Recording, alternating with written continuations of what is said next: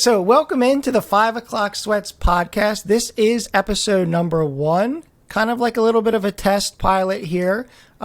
First topic's going to mostly be like an introduction period here. I do have co-hosts Ryan and Derick present. We will be the 3 main, hosts of the podcast. Today we're going to kind of discuss some general stuff. Mostly going to be like gaming and, kind of what gaming meant to us growing up and like some of the big games that kind of, made us. So I'm going to start off, kind of hand it over to Ryan if you want to start. Thank you, Chris. Yeah, so video games have been a big part of my life for a long time.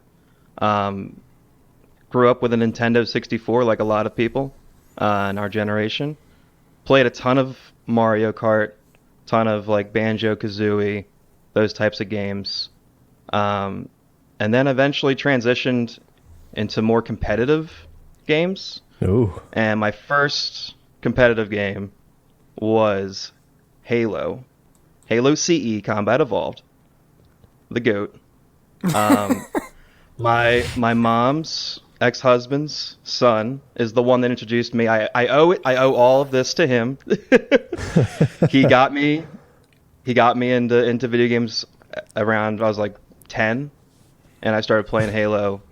He made you the man you are today. Yes, I'm not going to say his name, but I owe everything. I would not be here, and I wouldn't have the same hobbies and passions as I do today if it weren't for him. So, for that, thank you. Anyway, so my fondest memories are just him and I playing Halo, Xbox Connect style, before Xbox Live even existed, waiting to get a good connection in a lobby with strangers from around the globe, playing 2v2, Blood Gulch, Capture the Flag, or Team Slayer, got that Magnum out, the best gun in gaming history. The Halo CE Magnum, it was OP. Debatable, very debatable. Gears shotgun top, would like to. The top 5. It was so good though. It was right. outrageously good, and they just didn't care. Before like balancing was a thing. Oh God. But yeah, I mean my fondest memory is just playing Halo on the couch, split screen co-op, campaign, multiplayer, and then obviously from there on. Halo 2 came out, and that was really the game that I grinded the most. And when I think back at on my video game backstory, I guess, I think a lot about Halo 2 and just getting home from school, grinding Xbox Live, matchmaking, ranked, sweating it out. So not your friends. backstory, but your villain arc, really. And if you ask certain people, that's when I developed my uncanny skill of stealing kills. Listen, you do all the legwork, and I'll get that one headshot, but it's about the team. It's a team effort. The assists and that's always count. Your defense. The assists still show up on the stat sheet. So it's true. It's not true. It's not for nothing. So I wanted to ask you. So is Xbox, like the OG Xbox, is that? And I actually don't know the answer to this. Is that your first like system, a console? Oh yeah.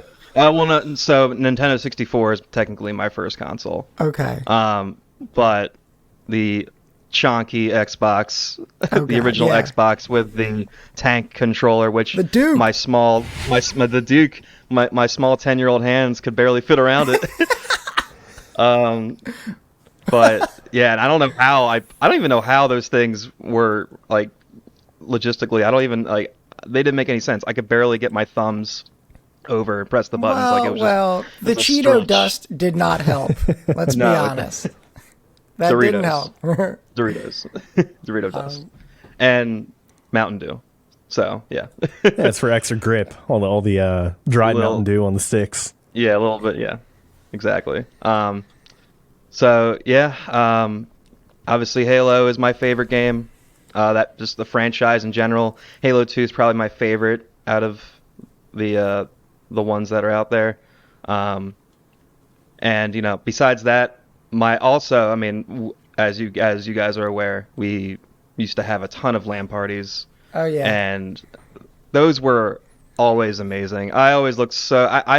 Oh my god, we used to have one. We used to have one like every weekend. They were so fun. And Absolutely. credit to my mom for allowing me to have like 5 to 10 friends over, and God knows the electric bill that was that was accumulated by all of the consoles and TVs and whatnot God. going all night. The electric Dude. bill and all the boy stink. Yeah, Oh, God, all yeah. the boys stink, all the farts The Mountain that Dew. were probably happening. The Mountain Dew. And you know what's crazy too is like that was pre like caring about peripherals, right? Like we would bring like the most jacked up monitors and like anything that was like Oh my semi God, yeah. resembled a screen that you could use to play. We brought like nasty TVs. Like, you know, nowadays everyone wants like nice TVs, nice monitors. Like it was just anything you could get your hands on, like some Dell Yeah. like monitor, and you're just like, I guess this hooks up. Throw Dude, the my JVC favorite- in the trunk. Yeah, exactly. Dude, my favorite TV, my favorite thing to play on growing up was just this tiny. I forget the brand, but it was like, oh my god, it's probably like a 20-inch tube TV. But I thought the graphics and the colors were amazing. It looked so vibrant. I was like, Yeah. I need to play on this thing every time. Input lag is like 10 minutes, but we didn't Yeah. even know about that stuff then. We just like Didn't know you what about I mean, input just lag. played. I didn't know what the hell FOV was. Like, what the heck's that? I don't even think it existed to No, probably to not. change that. But, All right, so Halo, yeah. obviously Halo is big. I know you said Halo 2 was your favorite. What would you say, you know, now that there's a lot of Halos out, what would you say was probably like your least favorite or like, let's say maybe biggest disappointment in terms of Halo? Yeah, I mean, there's been a lot of disappointment over with Halo the last few years. That's actually kind of a tough question. I have a two-part answer for this. I'll go with multiplayer. Multiplayer for me was Halo 4 Okay. because that was around the time that Call of Duty Modern Warfare was huge. Modern Warfare 2 was coming out, I believe. My year timeline's was correct that? because Halo 4 came out in 2014. Okay. Or wait, no, sorry. Halo 4 came out in 2012. 2012, think. that's Black Ops 2. That's okay. the one that I have a picture of you opening with our old college roommate, right? Oh yeah, no, Yeah. him and He's I biting waited, through the waited plastic. out in line. Yeah, midnight. God, I was so hyped for that game. But multiplayer wise, for that game, they tried so hard to copy Call of Duty with the loadout system, and it just did not feel like Halo. Even though the game, it was kind of fun, but it just didn't have the same replay value. I grinded the hell out of it for about a month or two, and then it just kind of fell off. Yeah. Did not play it nearly as much. So probably for multiplayer, Halo 4 was the most disappointing. But for campaign, I mean, I gotta say Halo 5. Because I thought Halo 4's campaign was great. And Halo 5's had moments, and it was a fun game to play, but the story was just completely whack, not good. What about Infinite? Where does that fit in the realm of disappointment? Yeah, where's that fall? I Infinite's weird because I truly do love the game, and I think the core gameplay is honestly the best in the series. Like it has that potential. The gameplay's smooth, the mechanics are cool, the guns are great. The game looks amazing. Like the art style is classic Halo, but even better. And the campaign, I'm a big fan of the story. The open world thing they tried to do wasn't quite as expansive as maybe I had hoped, but it was enough where and it felt different enough from the other campaigns where I was still happy with it, and it took me quite a while to actually get 100% completion on that. Multiplayer wise, I mean, obviously the biggest issue was content, and they just have struggled with content. I mean, it's pretty well known that 343 is just a studio struggling to find its way right now, and they're shorthanded on employees. There's a lot of turnover going on. They're kind of in a transition period right now, and the future looks bright, at least for the next 2 years at least. But I mean, the future of Halo is very murky right now. But Infinite in general, I do like the game. I still play it pretty consistently. just because I love the core gameplay, and they're finally getting into seasonality, about 3 to 3.5 month seasons, no more 6 month seasons. Sheesh, That was but awful. that's a long. Even what you said, 3 months. 3 to 3.5. I think this current one is 3.5, but that's standard. Like Apex does a 3 month season basically. Do they? Okay, I guess you're right. Yeah. Yeah, I'm kind of used to Call of Duty's seasons are a little bit more like 60 They usually days, get 3 like to 2 4 months, seasons in a year. So, okay, that's fair, I guess. Yeah, maybe I was over reacting there. All right, so yeah, So- Halo, obviously big thing. Go ahead, Derek. Yeah, you called out another one right there, Apex. Yeah. I know you've got an Oh my affinity God. for those shooting boys. Well, now we're It's, getting into what I love currently, and Apex for me is just.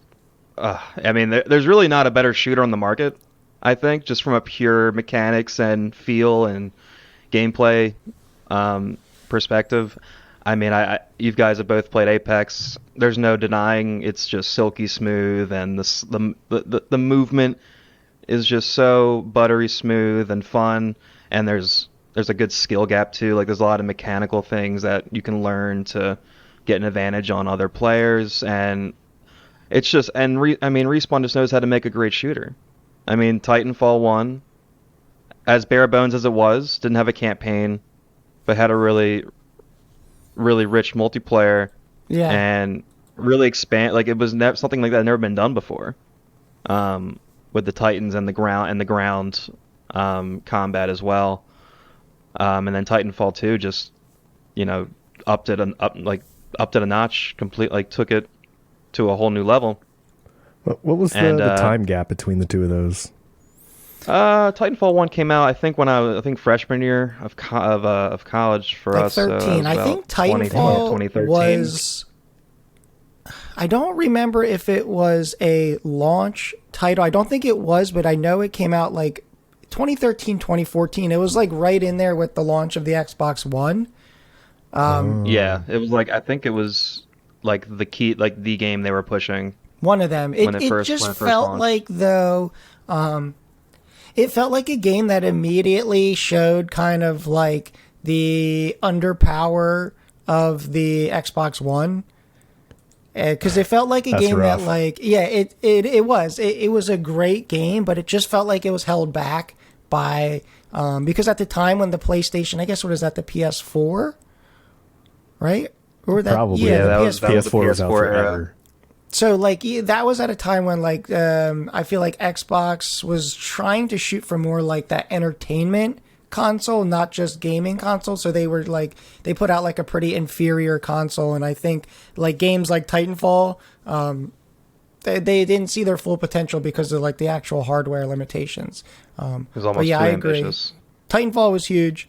I always think the movement in those games, and you can comment on this about Apex, but I mean that's to me what's always set it apart. Yeah, I think what players look for in games today, and they've because they've been spoiled with Apex, and even Call of Duty to an extent, like Modern Warfare had slide canceling and whatnot.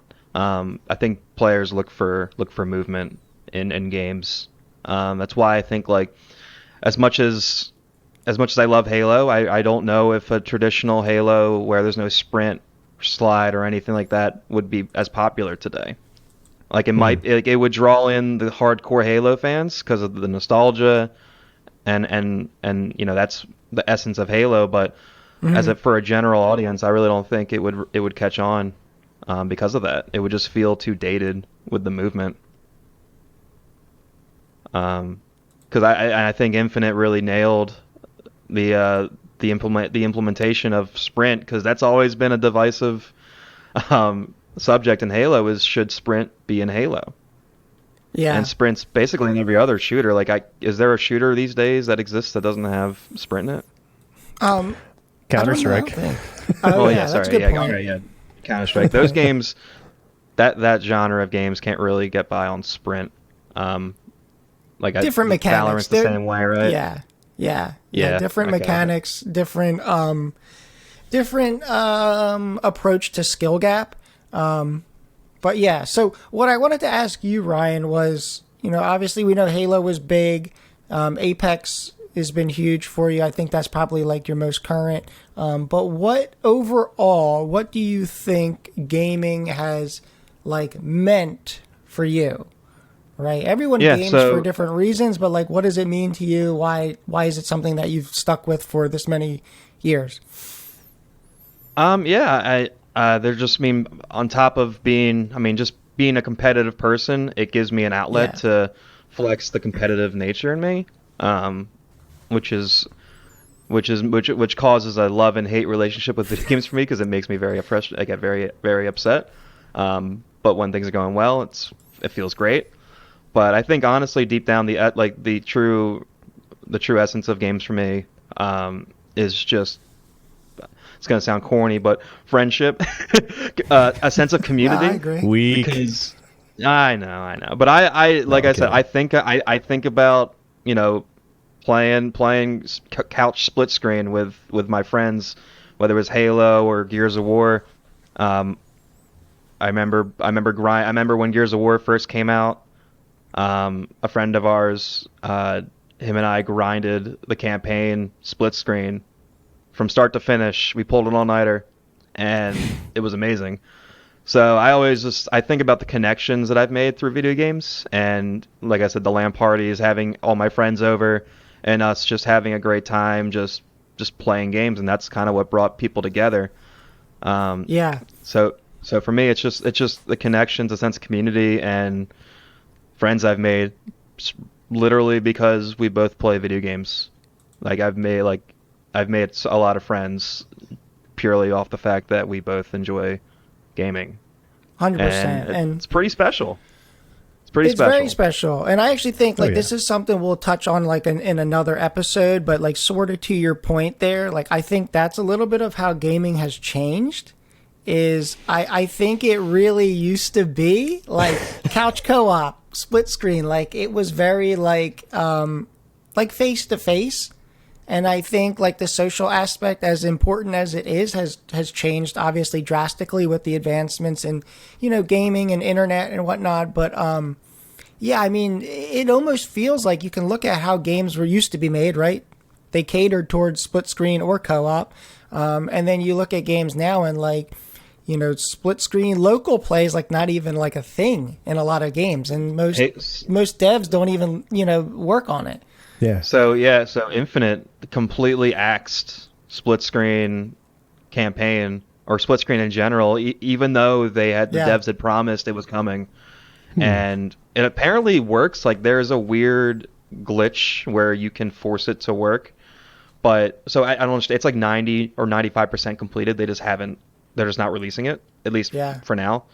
And that was a huge thing in the community. Like people were very upset because not only did 343 lie through their teeth, but there were people that were waiting to play the campaign with like their dad or their significant other or best friend, split screen on the couch because they wanted to revisit those memories, and that was kind of taken away from them. I don't know if you guys know who the Act Man is. But he's a huge YouTuber, and he's a huge Halo fan, and he essentially quit playing Halo Infinite because of the lack of co-op or split-screen co-op. Damn, that's a hardcore decision. Yeah, he made a huge video on it, I don't blame him. I mean, for me personally, like game like these days, like I don't really need that, but I do feel for the people that were looking forward to having that feature and aren't able to, and will never be able to experience it. But yeah, I don't even know where I was going to go after that. Now, I feel like I knew a lot of that about you. I guess just from, osmosing that throughout the years. But I don't know if I know that sort of level about Chris. So I guess what's your story? Fair. I guess I can kind of let you into there. So for me, it actually goes like really far back. So I want to say like 4, right? So this is like pre-kindergarten, and like at my home, I just stumbled upon my dad's like NES, and like, plugged it in and basically was like, yo, what is this? And then come the next year, which would be like kindergarten, my grandmother got me my first like real system, like for my own, which was the N64, kind of like you were saying, Ryan. And I think like probably the game that shaped me the most was 007 GoldenEye. Right? Damn. Everyone knows this. Well, not everyone, but I'm mostly like an FPS, like shooter gamer. So like that was like so revolutionary. Obviously, like watching the movies, but then like going and playing the game. And at the time, it felt like an exact replica of the movie. Even though I just kind of went back recently because it's on Xbox Game Pass, and it's amazing because of the nostalgia. But I'm like, wow, there's like not much to do here, but that was like a huge game for me. And then like, as I got older, I had a PlayStation 2 for a long time. Got into, some more shooting games, obviously followed through with a lot of the James Bond stuff, like 007 Nightfire, going into our talk about local play. I mean, that you could have like, I think 4-person split screen, which started to get kind of hairy on those TVs, like being so small, you divide it up into 4 screens. Yeah. And then like, you guys remember, right? Like the big like accusation was like, oh, you're like, you're screen looking. Yeah. You know what I mean? Oh, like, which like, so it's the biggest crime to like middle schoolers. Listen, I've done exactly. it. Yeah. I'll admit it. It's a felony. It's a felony. Yeah, absolutely. And I mean, everyone did it. It's impossible not to when their screen is a centimeter away. But yeah, so James Bond games in terms of shooters. Then graduated to the Xbox 360, which this is probably like the golden era of gaming in my mind. Like this is, and this might date us. Like for some, this might make us seem young, and for others, this might make us seem old, I guess. But in high school, like the 360 was huge, and that's like right when Xbox Live and like online gaming kind of found its like stride, like mainstream. And I know Ryan, we played a lot of this, but we had like a whole group of friends that played Call of Duty 4, and then another big one, which unfortunately I think has kind of fallen by the wayside, but Gears of War. And I would argue that Gears of War was at that time a little bit more popular than, Call of Duty. We used to do like the term 1v1 me was like huge, right? Like, so you piss somebody off and then you literally invite them to a private match and it's snipers only, right? That so long good. shot, dude, that long shot rifle, there is nothing more satisfying than just like flicking your stick and just hitting like a no scope headshot in Gears of War. I can hear the head popping sound effect right now. In my head. Absolutely. That is like probably, that's a good point, like probably the most satisfying sound. But yeah, so Call of Duty through and through.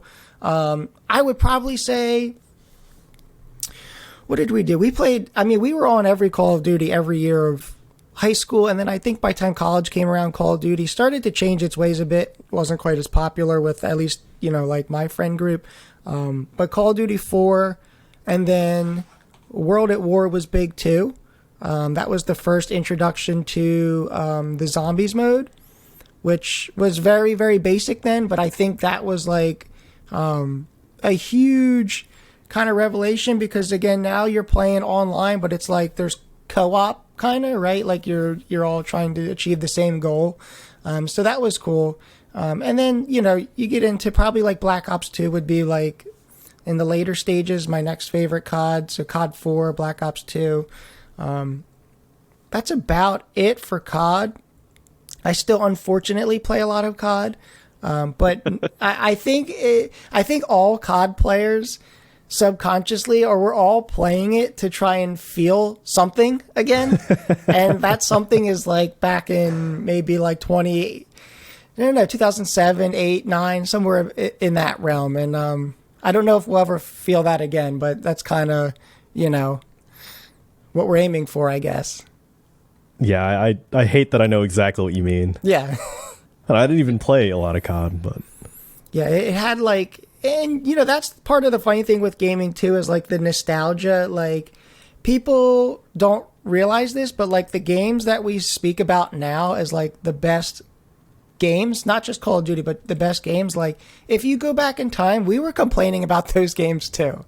And I think like, you know, the nostalgia really does, you know, make certain games feel better. But, you know, those are some of the ones that were really like a huge foundation for me. It's always been about shooters. You know, I played sports games, you know, sometimes like an RPG game, like a good story game I can get behind, but it's always been like shooting games. And I think kind of to Ryan's point, it's been a lot of like, you know, finding some other avenue to like compete in some way, right? And you know, even if you're not competing in a formal way, you're like, you know, secretly everyone playing COD, like you're looking at everyone else's like stat line, you know what I mean? And you might not say it, but you are. You know what I mean? So I think, you know, that's kind of part of it too, is the competition, but the camaraderie. I agree with what Ryan was saying. You know, a big social aspect. And even nowadays, you know, as you get older, it's harder to get out like face to face with people just because of time. So like, you know, even gaming, you know, now that we're older becomes like, you know, predominantly social, you know? Oh, absolutely. Yeah. And I would think, I'm trying to think, like if I had to pick one game that I could play, like maybe again, that like is not accessible right now, I think it would be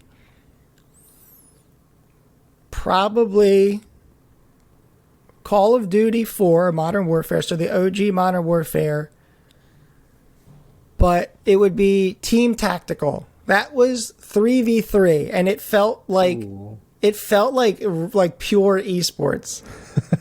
And I just remember like when somebody picked you to be on their three, like you felt like, okay, I must be playing good now. Yeah. But that's like a thing. And then another thing is there was like something to be said about just shit talking in any game. Yeah.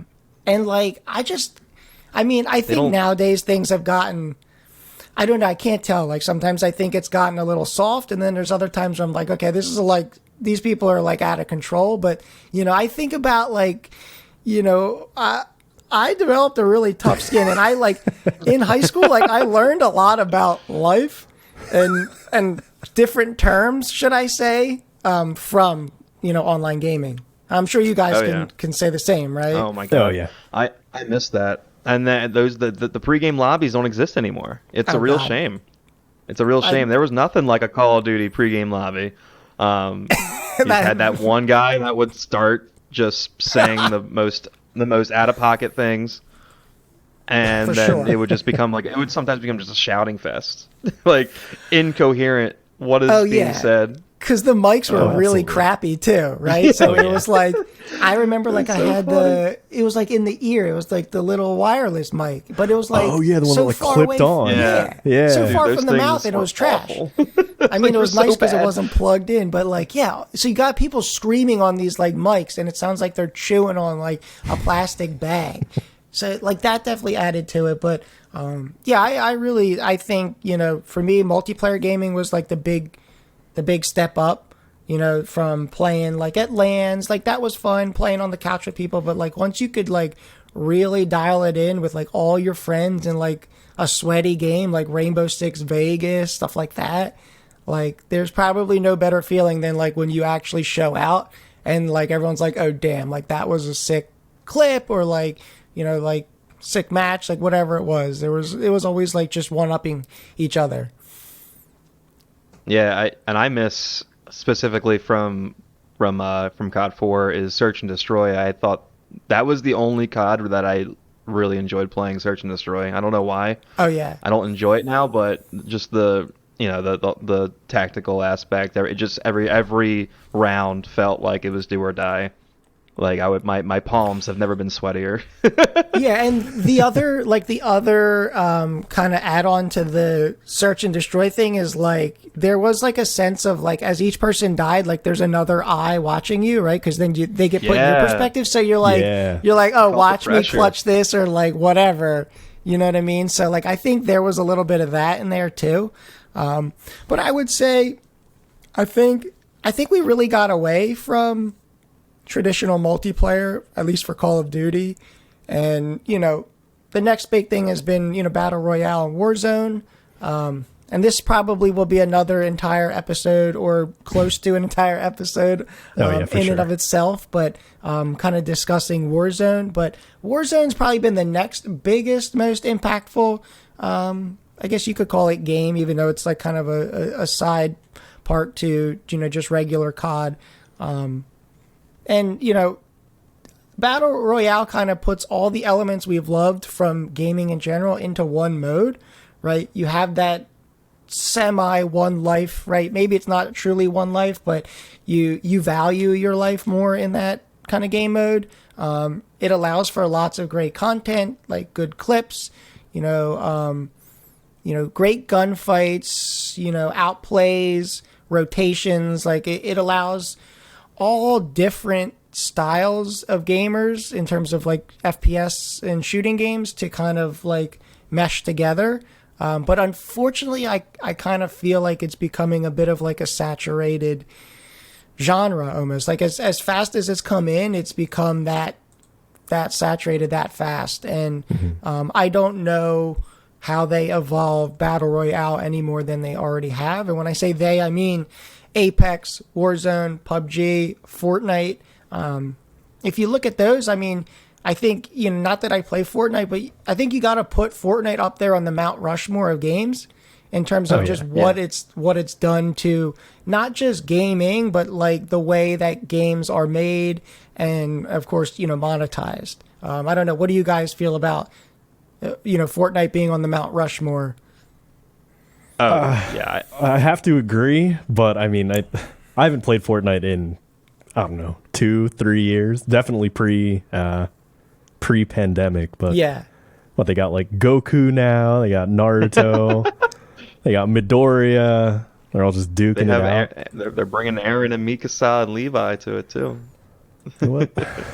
Dude, they know how to make money. Like you cannot, like, I would say this. My biggest knock on Fortnite is I just do not really like the art style. Not that there's anything wrong with it. It's just not my, preference. But you have to admit, they know how to get these crazy IPs involved, right? Like, anime, a lot of like the DC stuff. And they had like NFL teams. It's just like, it's crazy. They've literally done everything. I know. Like every pop culture reference you can think of, they've incorporated into their game. Agreed. So where do they get the money? Where's the money coming from? Themselves. It's a free to play game. Oh, the microtransactions. Dude. I know, but it's crazy. billions. But okay, so I think we have Halo, right? All right, so Ryan kind of represents Halo.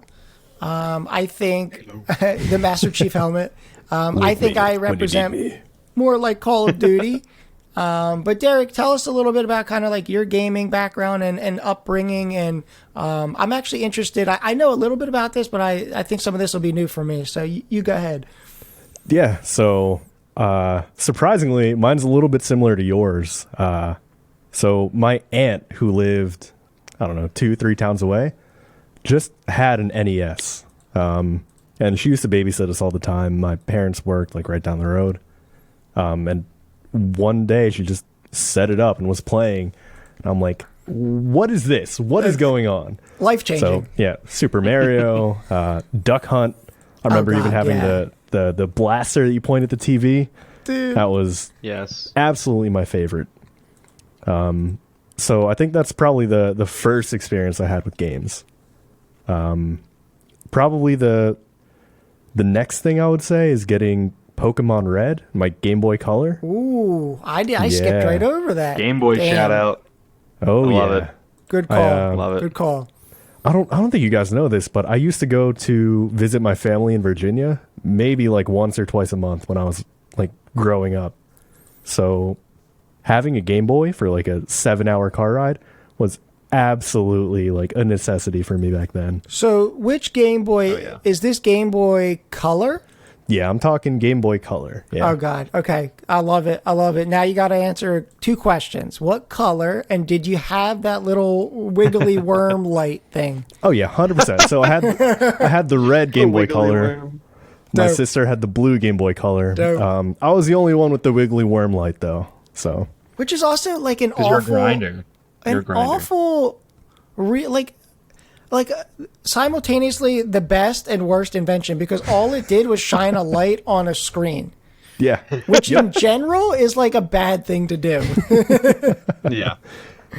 yeah, and it just drained the batteries even quicker. Yeah, true. But I feel like every time I see references to like, you know, being a kid and playing Game Boy with like the street lights going by and like lighting up your screen every now and again, like Yeah.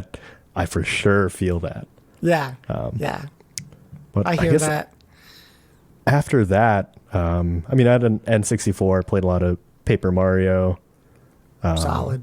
Don't even remember what else I played on that. Hey, you Pikachu, you definitely had that. Oh, I didn't. I had Pokemon Snap. I don't know Okay, if- that's I don't know if I actually had that in better. Hey, you Pokemon. Pikachu Pokemon Snap. was like a failed experiment. where Pokemon Snap was so do, good. Do you know about that? Hey, you Pikachu, you What was literally Hey You P? I've heard of that. I've heard of that.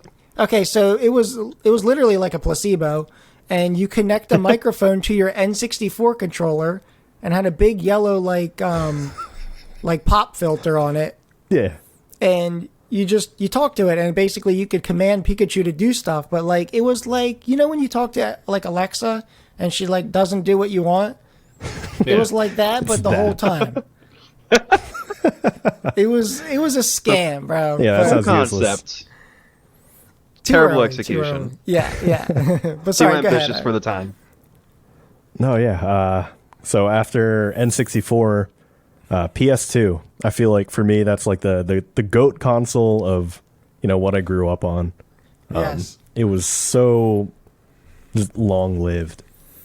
I think I played a lot of RPGs on that. I was kind of thinking through it. What was good there? Final Fantasy X, Yes, I played a lot of.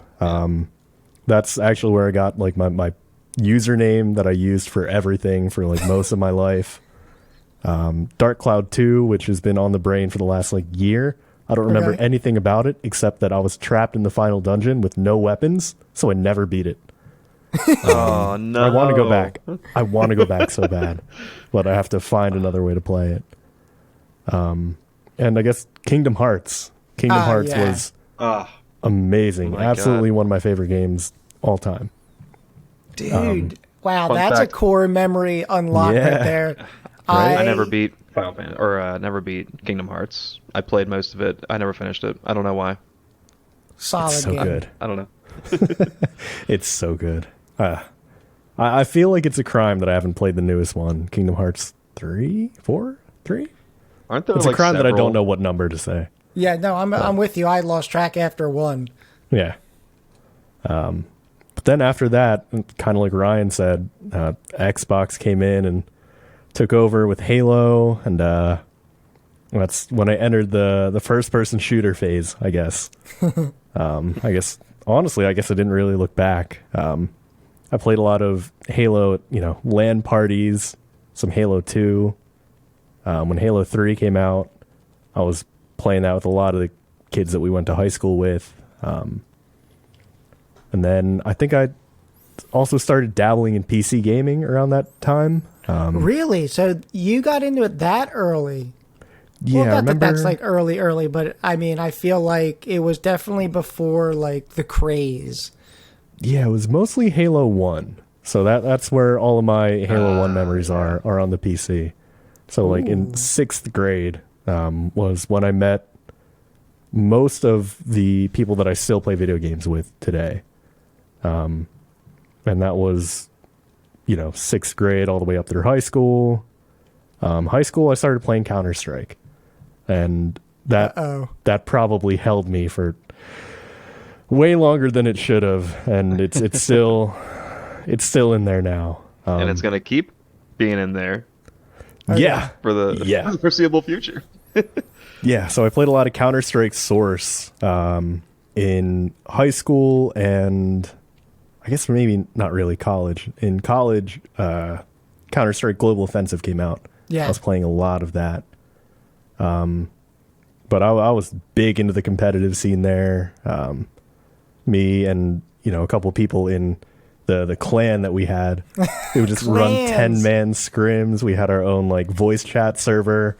Like if there were 10 people on, we were hopping in that server and setting up in-house scrims, 10-mans, and Dude, it was so good. I totally forgot about LANs. Yeah. Just in LANs. Dude, and then like doing like like private matches, and then also forming like clans through those private matches and those LANs. Sometimes it was like tryouts. Yeah. Dude, clans were awesome. Halo 2 clans, goated. Those were so fun. Didn't Gears of War have a clan system too? Or I don't remember if it had like a formal clan system or if like we were just like total like tryhards and like we might have just kind of done that. And 609. I mean, that was also a period in time when lobby sizes were fairly small, like, like 5v5, 6v6. And I remember Ryan can attest to this. We had we had a huge group that would play these games. And it's like, if you didn't get on or if you weren't liked, like you weren't getting in. Like, damn. Yeah, it was cold. like first come, It was first cold. serve. It was, But like not I even, because definitely you could be like really early, but not be like super liked, or maybe not be that great, and like you were getting the boot. Yeah, if a certain someone came on, and then the greatest question of our video game youth: what's the shape of Italy? And then you wouldn't even hear, you wouldn't hear yes or no. You would literally just see like so and so has left the party. Like they would just get booted. Yeah, there is a certain someone that Chris, I think you would know. You know who I'm talking about. That was famous. I got you on that. I got you on that. Yeah, that's God, what an asshole. But sorry, go ahead. You were talking about getting into like PC gaming, getting into like CS:GO, and take us from there. So the scrims that I did in Counter-Strike Source didn't really carry over to CS:GO. And by then I was in college. I didn't really have a ton of time to play anything else. Mm-hmm. So I was really just casually playing that. But after I graduated from college, I got really into competitive Counter-Strike.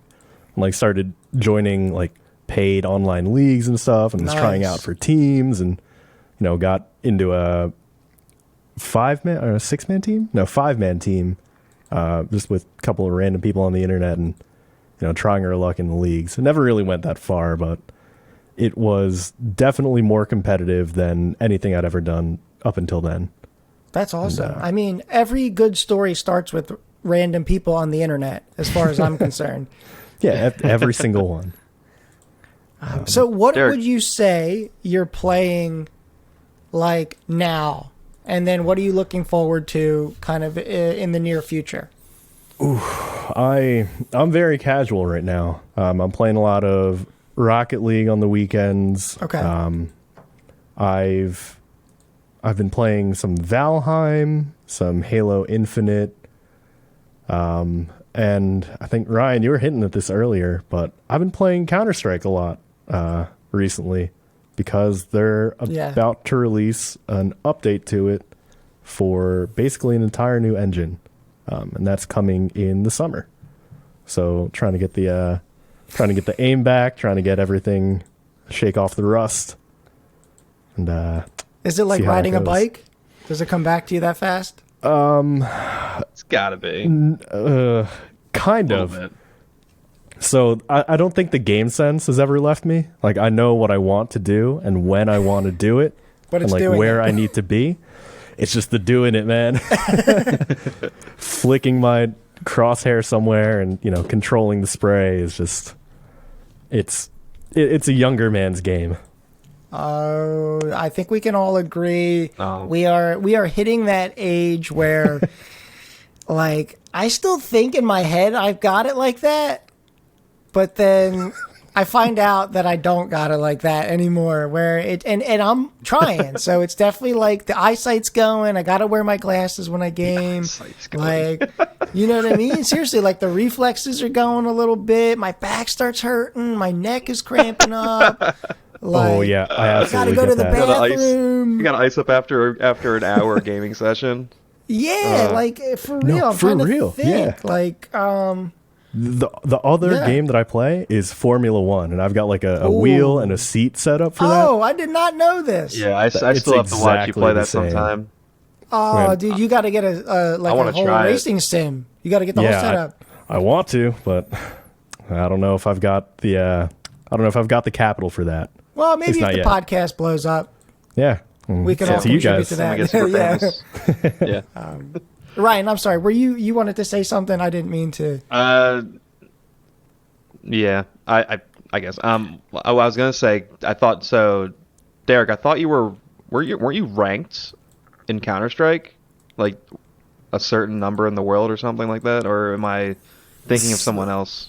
So the competitive ranks in Counter-Strike are interesting. They've gone through a couple of changes while keeping the same like ranking scheme, but before the big rank reset, I was probably 4 steps down from the top rank, which felt really good back then. The rank reset came in and absolutely destroyed that. But I think I couldn't tell you what the percentage is. I'd have to look it up. But I'm definitely above average, which is the only thing I can say I'm above average in. I mean, that's mighty impressive because that's the peak of Counter-Strike back then. So It's also You're pretty talented. like Hey, thanks, I would argue that Counter-Strike is possibly like the cornerstone of like esports in terms of shooters. And I think so- Counter-Strike I'm with holds you in the there. Mount Rushmore. Honestly, Well, Like, it it's- has to. Yeah, it has to go up there for esports. I think Yeah. for being probably the standard for competitive shooters. Hence why Riot came out with Valorant. They wanted to enter that space, and they just saw how even an engine like CS:GO, that's what a decade plus years old. Oh yeah. You're drawing like millions of people. Yeah. And obviously now the updated version is going to be the next era. But I think that's just so amazing how, a game like that can really, be steady for that long. And, obviously that's pretty impressive if you were able to like accomplish anything in that space because it's, highly competitive. As far as I know, which is why I've never touched it. It's a little too much for me. Yeah, I do wanna try it. esports thing. Yeah, go ahead. if it ever comes to console, I'm trying it. I know. Well, I think it is on console. No. We're gonna get you to build a PC soon. Well, so all right, we'll talk about that later. I'm in the same boat as Derick. I don't have the capital for a PC right now. But you will. You will. Yeah. We'll Yeah, see. good point on esports though. I feel like, I mean, I didn't really follow esports that closely before Counter-Strike, but I feel like the bigger the Counter-Strike tournaments got and the more well organized they got, the higher the production value became. And suddenly I was seeing that for a lot of other, esports. So like League of Legends and Rocket League. I feel like a lot of that like major tournament is structured off of, how Counter-Strike kind of did theirs. I don't know if that's true or not, but that's just how I perceived it. Well, I think so, and I think it also kind of goes into like the way that like esports organizations are formed, and like how you'll have like a Counter-Strike, like a CS house, right? Like where the team lives in its own house, like, and they're just like literally gaming on CS all day, all night, right? So. Yep. I think it definitely contributes significantly to that culture. But real quick, I kind of wanted to tease into a possible future episode. And, without getting into too much detail, I just kind of wanted to hear from each of you.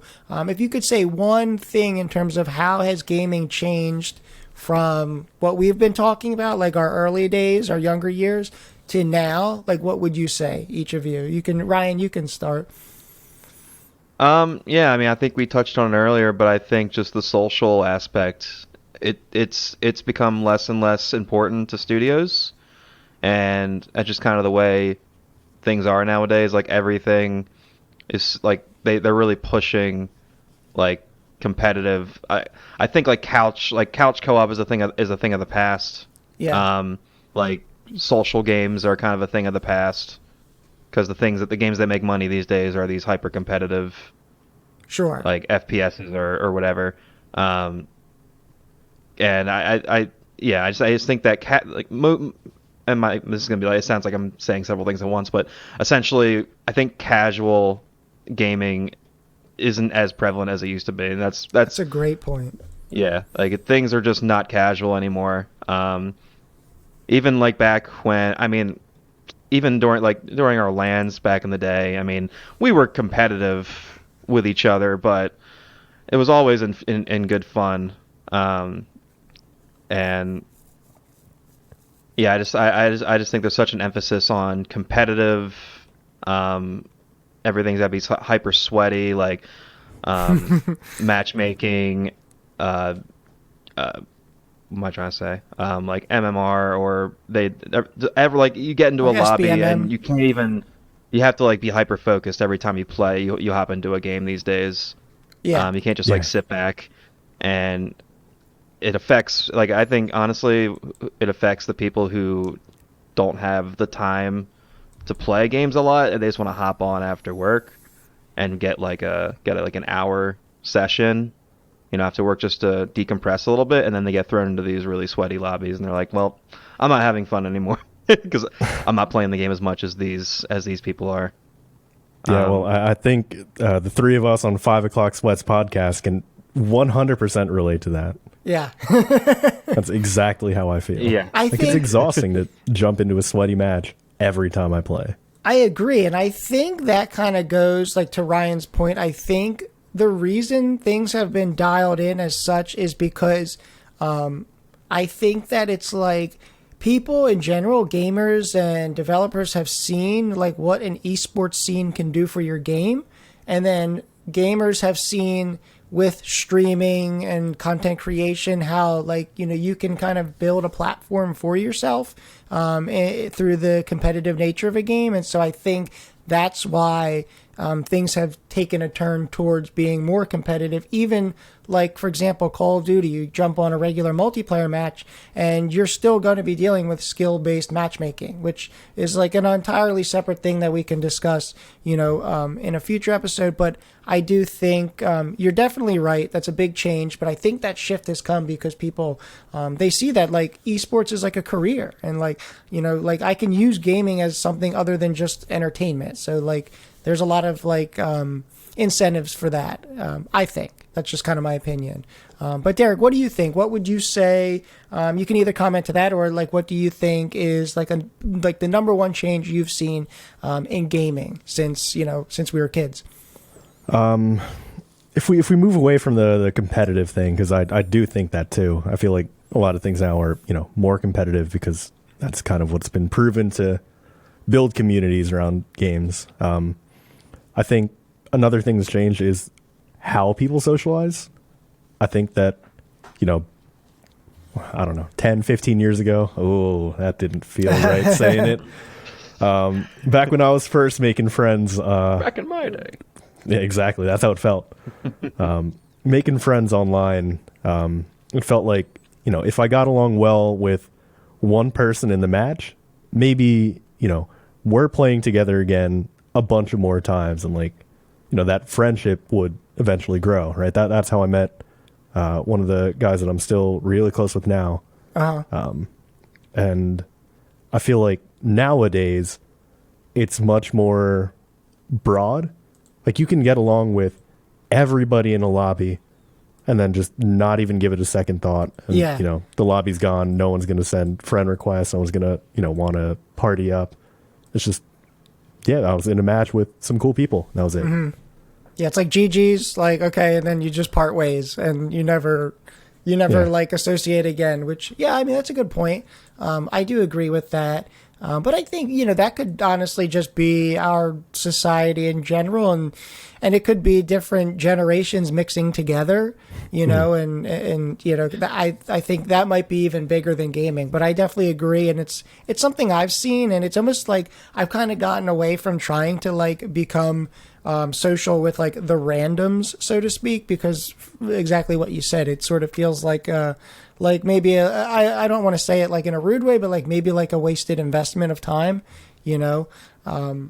so that's why I kind of tend to play mostly with like, people I know, IRL. I think I would say maybe like biggest change. Actually, I'm pretty clear on this in my head. I think monetization, and this is what I really want to touch on in that episode where we discuss the changes in gaming a little bit more. But I think monetization has been the biggest thing that I've noticed in terms of change. And I think for better or for worse, games have gotten away from so back when we played like Xbox 360 days, like Call of Duty 4, right? Every 3 months, right? Every season, so to speak, a new DLC came out. And that was like 3 multiplayer maps and like maybe like a zombies map. And that cost you, I don't know, $15 or whatever it might be. And that was a microtransaction. That was DLC. Nowadays you buy, you got your battle pass, you got, your skins, all the cosmetics. You have, boosts for the battle pass, tier skips. You have like what Call of Duty just did, this Black Cell battle pass, which is like an upgraded battle pass, but you can only use real cash. You can't use in-game currency that you already have stacked up, right? So it's like, to me, yeah. I mean, I understand it. They got to make money. I think the problem is, and I think this is where a lot of the current gen games really suffer, is the development is focused on the monetization, and then everything is built. The game itself is built around that monetization, and I think it takes away from gaming a lot. Obviously, I understand what it does for the business, but that's the biggest change, I would say. I think it's definitely become a bit more toxic, and I guess you could even say in some cases a little predatory, because you're advertising and marketing a lot towards maybe kids who aren't spending their own money. They're using mom or dad's credit card, and Yeah. So I don't know. What do you guys think about that? I think we can wait until that episode. All right, I think that's a good. Yeah. We can do a whole episode on this subject, not just monetization, but how gaming has changed over the years since we were young. Because I just got like 10 ideas like while you guys were talking. Yeah, you're actually sweating. fact, I see. we I'm sweating a little bit. The good thing Is that we're what in the that hat. is? Wow. Is that a 5 o'clock sweat? Is that what that is? Dude, more like 9:18 sweat. But one thing really quick I just wanted to mention, and we'll touch on this eventually in a bit in an episode. But I honestly miss buying games in person. I miss standing in line for midnight releases, and how it was such an event. Like Derek can remember how excited I was with our old roommate in college to stand in line for Halo 4, or even the Halo 1 remaster. I didn't see you for 38 hours after that. Yeah. No, it was intense. Feral. But it could be. I mean, and the big games always released in the fall, so it was like cold, and you would just stand in line. But I honestly, if I could go back to those days, I would in a heartbeat. I know it's more accessible and easier these days just to download it to your console, but there was something special about that, and looking forward to doing that, and getting together with your friends and staying up late and playing, and then going to school the next day tired. Like it was just, there was something special about that time. Yeah, absolutely. Yeah. Absolutely. So what do we think? I think maybe this is a good spot to wrap up for episode 1. It's kind of funny how even during episode 1, I feel like we've come up with more content for future episodes. So I think maybe by the end of a few episodes, we'll have like a crazy amount of content. But yeah. I just want to say thank you to anybody watching. If you are watching this on YouTube, please add to the discussion. Tell us what you think. Talk about your gaming upbringing in the comments below. And also be sure to check us out on Spotify, Instagram, and Twitter. And I just want to say thanks to Derick and Ryan on coming through for episode 1. And we look forward to a lot of future content. It'll be the three of us, myself, Derick, and Ryan. And, we're hoping to maybe incorporate some guests down the line for some interesting interviews. But until then, you get to listen to us. So appreciate it and take care.